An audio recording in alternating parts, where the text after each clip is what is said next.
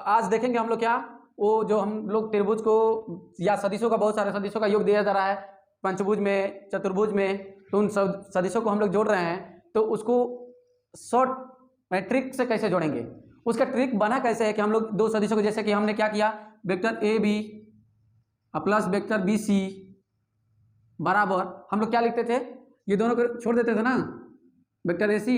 ये कैसे आता है, कैसे आता है, ये सत्य है कि नहीं सत्य है, इसको हम लोग अभी की क्लास में देखने वाले हैं, ठीक है। और उसके बाद हम क्या करेंगे, कुछ क्वेश्चन बताएंगे, ठीक। चलिए देखते हैं।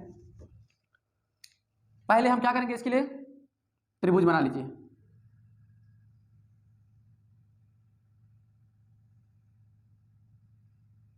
ठीक है। ए हो गया, बी हो गया और ये सी हो गया। हमने ए से बी की तरफ दिशा ले लिया, एक सदिश ये ले लिया और एक सदिश ये ले लिया, बी से सी, यानी इसको बोल सकते हैं हम लोग वेक्टर बी सी और इसको वेक्टर ए बी बोल सकते हैं।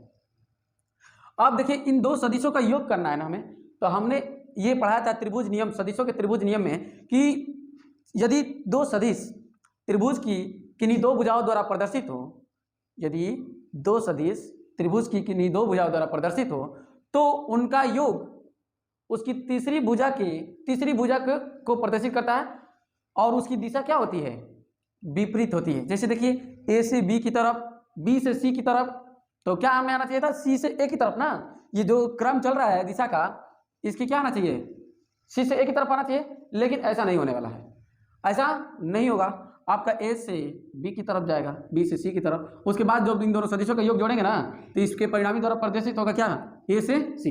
इसकी दिशा सीधे क्या होगी, आ रही थी इधर से लेकिन जाएगी, इसकी जो परिणामी होगी, इनका योग होगा, इसकी दिशा क्या हो जाएगी, चेंज हो जाएगी ना। देखिए साइकिल यही ना चल रहा है आपका साइकिल ये चल रहा है, आना चाहिए इधर, लेकिन नहीं, दोनों सदिशों का योग करेंगे ना, इसे सीधे ये क्या हो जाएगा, इसका ये क्रम हो जाएगा, ठीक है। ये वाला दिशा न होकर सीधे इसकी उल्टा हो जाएगी, अर्थात क्या हो जाएगा, vector A B plus vector B C बराबर वेक्टर ए सी। करते हैं ना, हो गया कि नहीं हो गया, ओके। ये नियम आया, इसी को हम लोग क्या बोलते थे, यहीं से बना है, ये देख रहे हैं ना कि यहाँ से बी है, बी क्या होगी, ए से बी से सी, तब इसकी दिशा क्या हो जाएगी, सी से ए की तरफ ना होकर क्या होगी, ए से सी की तरफ दिशा हो जाएगी ना। इसीलिए हम लोग क्या करते थे, डायरेक्ट हम लोग क्वेश्चनों में इसको कर सकते थे, डायरेक्ट करेंगे तो गलत नहीं होगा, डायरेक्ट ही करेंगे, ठीक है। अब देखिए, अब इसी को हम चतुर्भुज के नियम में दिखाते हैं, चतुर्भुज में क्या होगा देखिए, उसके बाद से हम लोग कुछ क्वेश्चन लगाएंगे, इसको पहले समझ लीजिए आपकी हमारा फिट हो जाए, ठीक। देखिए एक चतुर्भुज बना लीजिए, कैसा भी चतुर्भुज बना लीजिए, ठीक है। ये ए है, बी है, सी है और डी है। देखिए कोई भी चीज़ लेते हैं, अगर क्वेश्चन में अगर दिशा नहीं दी गई है, तो अगर हमें अपने अनुसार दिशा लेना है तो हम क्या लेंगे, ए से बी, पहले ए से बी खींचा, उसके बाद बी से सी खींचा, बी से सी खींचा, उसके बाद सी से डी खींचा, ये नहीं खींचा, ये दिशा दिखा रही है, एरो का जो चिन्ह लगाया है ना, वो दिशा को दिखा रही है। अब देखिए उसके बाद हमने क्या किया, डी से ए खींच दिया, ये खींचा। अब हमें इसको जोड़ना है, ऐसे तो जुड़ेगा नहीं, इसके लिए त्रिभुज नियम हम जानते हैं सदिशों के योग के, तो हम किसी एक विकोण को क्या कर दीजिए, मिला दीजिए, ए से सी को ही मिला दीजिए, ए से सी को हमने क्या कर दिया, मिला दिया ना, तो इसकी दिशा अभी निर्धारित नहीं है। अब देखिए त्रिभुज ए बी सी के लिए, त्रिभुज ए बी सी के लिए देखिए क्या होगा, इसकी दिशा ए से बी, वेक्टर ए से बी प्लस वेक्टर बी से सी बराबर कितना हो जाएगा, ये समझ जाए क्या होगा, जानते हैं ना, अभी पढ़ा है ना, ये बी क्या हो जाएगा, क्या है ना, ए से बी की तरफ दिशा है, बी से सी की तरफ है ना, तो सी से ए की तरफ नहीं ना होगी, ए से सी की तरफ होगी, क्या हो जाएगा ये आपका वेक्टर ए सी, ठीक है, समझ में आया। अब देखिए अब ये हो गया ना, अब इस त्रिभुज के लिए ले रहे हैं, इसके लिए त्रिभुज ए डी सी में या ए सी डी में, बोलिए ए डी सी बोलिए चाहे ए सी डी बोलिए, हम तो दिशा के अनुसार देखेंगे, ए सी डी ही बोलिए, ए सी डी में, ठीक है। अब देखिए ए सी डी, अब इसमें देखिए दो सदिश की दिशा कौन सेम है, ये और ये दोनों सदिशों की दिशाएं क्या है, सेम है, तो इन दो सदिशों को जोड़ेंगे ना, जोड़ेंगे कि नहीं जोड़ेंगे। अब देखिए क्या हो जाएगा, डी सी से डी है प्लस डी से क्या है बाबू, ए है, सॉरी डी से ए की तरफ। इसके ऊपर देखिए सी से डी की तरफ है तो पहले सी डी यानी कि एरो का चिन्ह देख रहा है, सी से डी की तरफ दिखा रहा है ना, अब डी से ए की तरफ चिन्ह दिखा रहा है कि नहीं दिखा रहा है, ठीक है। तो ये बताइए कि सी से डी गया, आई एन से एन आया, एन से जाना चाहिए ना, ऐसा चिन्ह जा रहा है ना इसका, तो इसका जो योगफल होगा, योगफल का जो परिणामी चिन्ह होगा वो चिन्ह कैसे होगा, इसका उल्टा ना, इसकी दिशा के, इसकी दिशा कैसे जा रही है, ऐसे जा रही है, तो यानी कि दिशा क्या हो जाएगी, इसकी उल्टा की दिशा क्या, नीचे की तरफ ना, सी से ए की तरफ। यानी कि इसका मतलब देखिए यहाँ पे हम बी को हटा देते ए सी मिला, यहाँ से सेम डी है तो डी को हटा देते क्या मिला, वेक्टर सी मिला ना, मिला कि ना मिला, यहाँ से आप समझ गया ना। अब इसके बाद देखिए हम लोग क्वेश्चनों को कितना चुटकियों में सॉल्व करते हैं, ठीक है। इसके बाद बहुत ही आसानी से हम लोग क्वेश्चनों को सॉल्व करेंगे और कहीं भी एक भी % का दिक्कत नहीं होने वाला है, ठीक। आगे चलते हैं, देखिए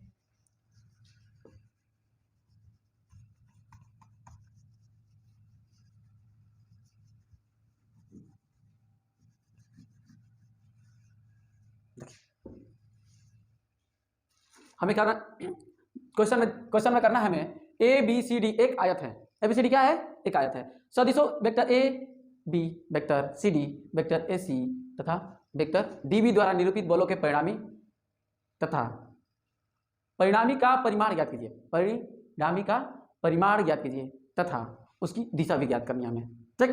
तो सबसे पहले हम करेंगे क्या, इसको सॉल्व करने के लिए हम एक आयत बनाएंगे, ठीक है। सॉल्व हल कीजिए इसको सबसे पहले हम लोग क्या करेंगे, एक आयत बनाएंगे, क्या करेंगे, आयत। चलिए हमने क्या किया, एक आयत बनाया,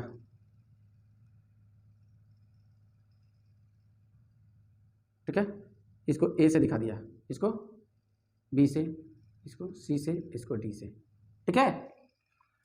अब ये हो गया, देखिए इसमें दिशा क्या कहा है, ए से बी की तरफ, तो ए से बी की तरफ लगा दीजिए, सी से डी की तरफ लगा दीजिए, लगा दिए दिशा, ठीक।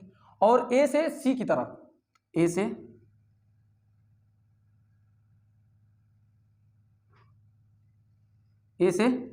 सी की तरफ लगा दिया, ठीक। और फिर क्या कर रहा है बाबू, डी से बी की तरफ, तो डी से बी मिला दिया ना, इसकी दिशा ये होगी, ठीक। बलों का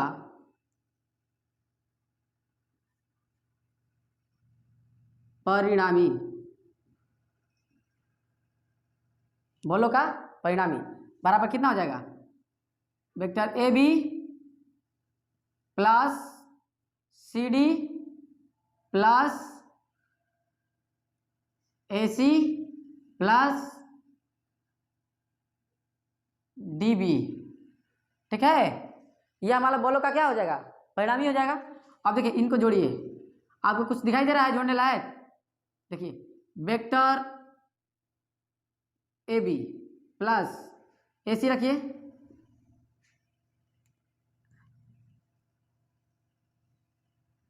ए सी प्लस सी डी हो गया, अब प्लस डी बी, ऐसे जोड़ देंगे।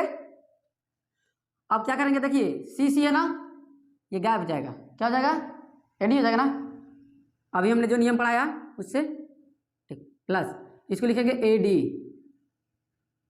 अब प्लस डी बी, हो गया कि नहीं हो गया, हो गया ना जी।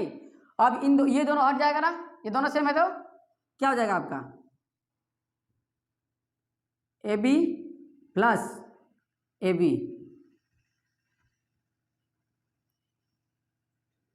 इसका कितना हो जाएगा बाबू, 2 वेक्टर ए बी हो जाएगा कि नहीं हो जाएगा। इसका परिमाण कितना हो जाएगा, इसका परिमाण हो जाएगा 2ab, 2ab, और दिशा कितनी हो जाएगी, दिशा क्या हो जाएगी, दिशा ए से बी की तरफ, ठीक है। इसको नोट कर लीजिए।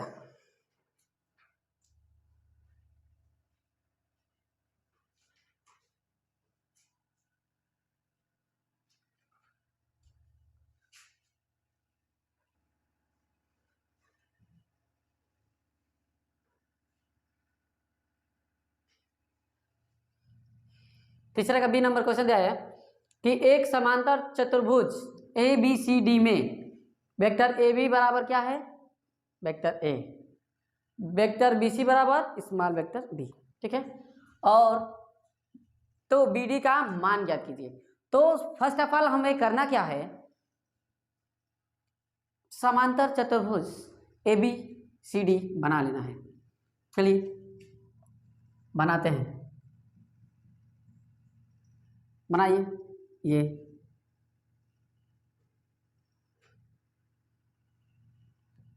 ए B C D, A B C D बना लिए, ठीक।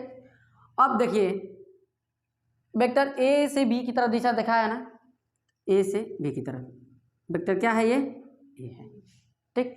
और चूंकि समांतर चतुर्भुज में आप ये जानते हैं, यहाँ पे लिख लीजिए कंडीशन, चूंकि ए बी सी डी में एक समांतर चतुर्भुज है दिया है, में A B parallel D C, इसलिए ए बी बराबर डी सी। ये तो परिमाण है, क्या है, परिमाण यानी मैग्नीट्यूड है, मैग्नीट्यूड है। तथा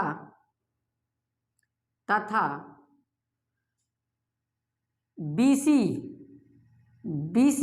समांतर डी ए, ठीक है ना, बीसी समांतर डी ए है, इसलिए बीसी बराबर डी ए परिमाण में बराबर होंगे। अगर दिशा इधर उधर होगी तो सदिश क्या हो जाएंगे, ऋणात्मक, ठीक है ना। अब देखिए आपका ए बी का मान दिया, बी सी का मान क्या दिया हुआ है,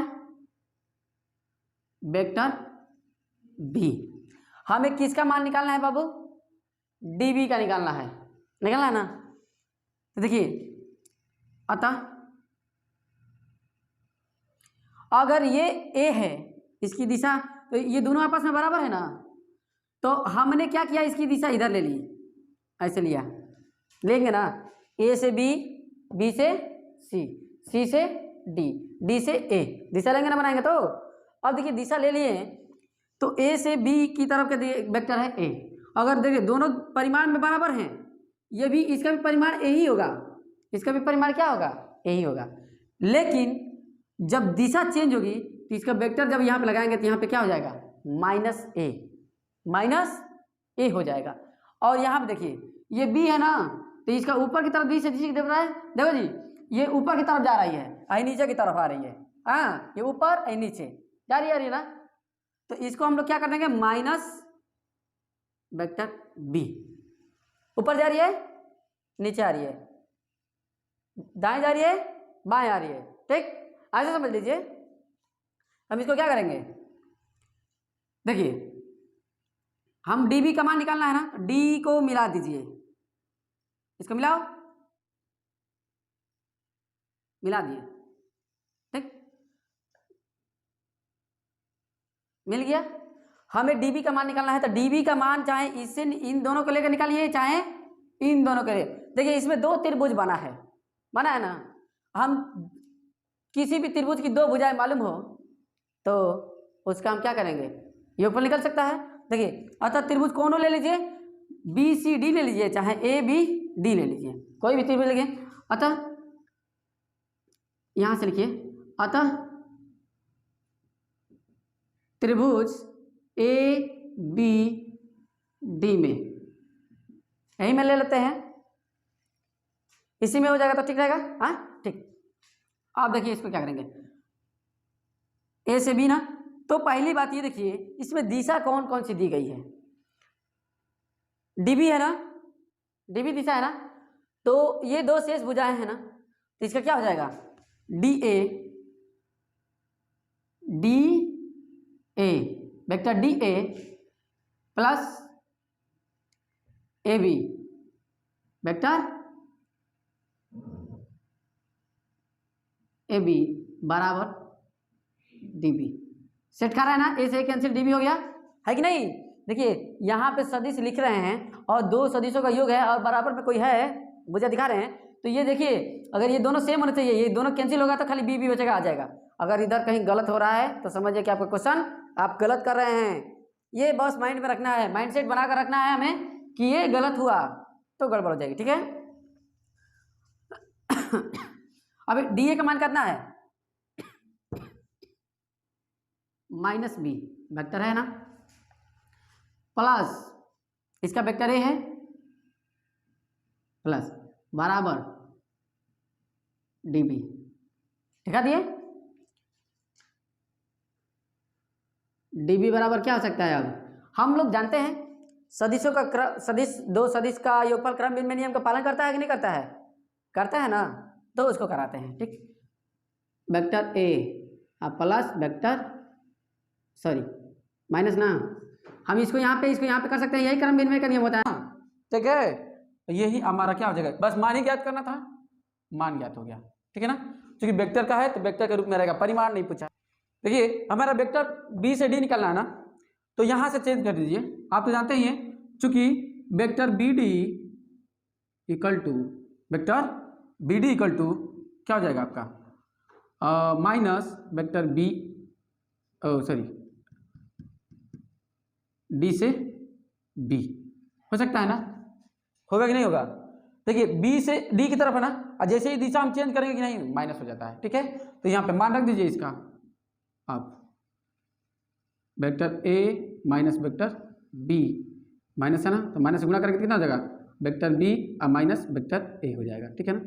यही आपका आंसर हो जाएगा। देखिए हमने इसको निकाल कर किया था, अगर इसको आप लेकर चलेंगे ना इस त्रिभुज को, तो दिशा देख रहे हैं ना, यहाँ से ऐसे है ना, तो ये दिशा है कैसे जा रही है, तो इसकी ऐसे दिशा हो जाएगी ना बी से सी डी की तरफ, तो इस त्रिभुज को लेकर करेंगे तो हो जाएगा। हमने देखिए तो हम तो दोनों त्रिभुज को लेकर स्वतंत्र है ना, अगर इसको लेकर चलेंगे हल करेंगे तो लास्ट में हमें ये वाला प्रोसेस करना पड़ेगा। हमने ध्यान नहीं दिया कि हमें बी से डी की तरफ निकला, हमने डी से बी की तरफ निकला था, ठीक है।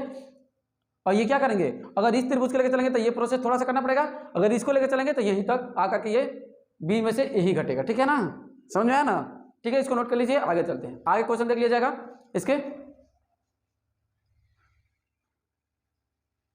ये जो कि त्रिभुज ई बी एफ में क्या हो जाएगा, E F vector equal to E B vector plus B F vector, यही ना होगा।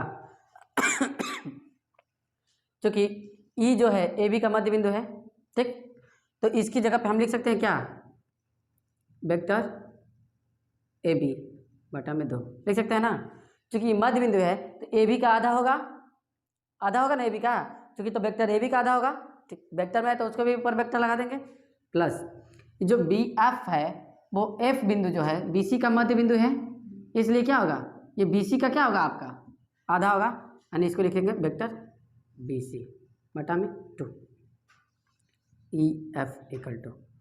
अब देखिए वेक्टर ए बी का मान जो दिया हुआ है कितना है, वेक्टर ए अपान में 2 प्लस, अब देखिए ए डी, अब चूंकि बी सी, चूंकि ये ए बी सी डी क्या है, समांतर चतुर्भुज है ना।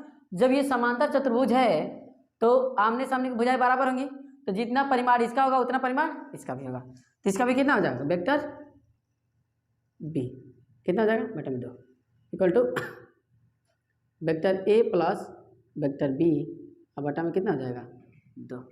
ये हमारा क्वेश्चन क्या हो जाएगा, सॉल्व हो गया, ठीक है। आगे देखते हैं, आगे हम लोग क्वेश्चन देखेंगे नेक्स्ट दिन, ठीक है।